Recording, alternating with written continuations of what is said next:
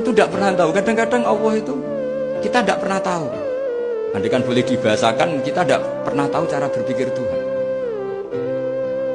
Jadi Allah itu zat yang mau, ya itu tadi otoritasnya penuh. Makanya saya pernah cerita di mana-mana, di kitab-kitab yang saya baca itu ada 2 orang yang ahli neraka, sudah di neraka. Ini sekaligus ijazah, saya ulang lagi sekaligus ijazah, bisa dipraktekkan nanti itu. Setelah itu 2 orang ini dipanggil ke surga sama Allah. Allah itu tanyanya ya aneh, enak di neraka, ya udah enak di neraka. Ya gak enak di neraka kok ditanya enak enggak, ya gak enak. Ya sudah kembali lagi ke neraka, lari kencang-kencang, lari menuju neraka, lari. Sama Allah dipanggil lagi, loh kenapa kamu semangat? Ya Allah, saya ini kapok, saya ini trauma. Dulu ketika engkau perintah, saya ini lelet sekali. Disuruh sholat lelet, disuruh zakat lelet. Maka ini dengan perintah saya semangat supaya nggak ngulang kesalahan yang sama. Akhirnya sama Allah dipanggil, ya sudah di surga aja, di surga. Karena semangat lari menuju neraka.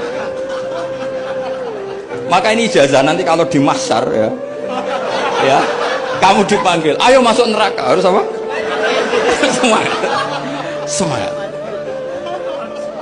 Harus semangat. Oke mesti semangat.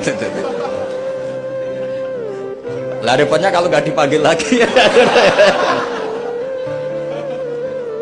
Akhirnya barokahnya semangat itu dia di surga. Kita tidak pernah tahu cara berpikir Tuhan. Nanti kan boleh dibahasakan seperti itu. Yang satu, ayo kembali lagi ke neraka. Tolah itu, jalan oleh lagi. Sampai itu nggak semangat oleh lagi. Terus ditanya sama, kenapa kamu tolah itu? Saya tidak pernah ngira ya Allah ketika engkau panggil di surga kemudian engkau kembalikan lagi ke neraka. Ya sudah kamu di surga saja, barokahnya husnuzon.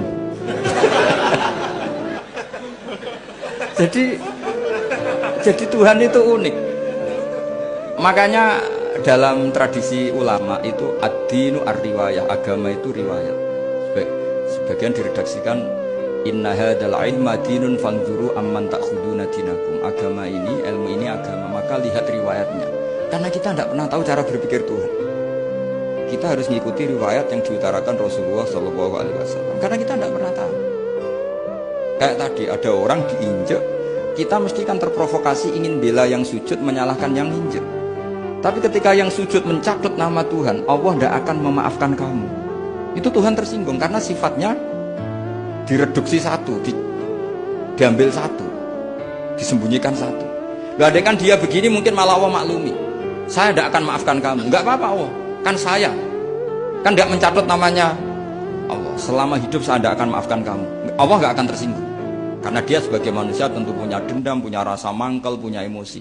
Tapi kalau ketika bilang Allah tidak akan maafkan kamu, berarti dia mencatut statusnya Allah. Dan Allah disifatkan hanya satu dari sifatnya Allah, yaitu hanya sifat menyiksa. Padahal Allah punya sifat memaafkan.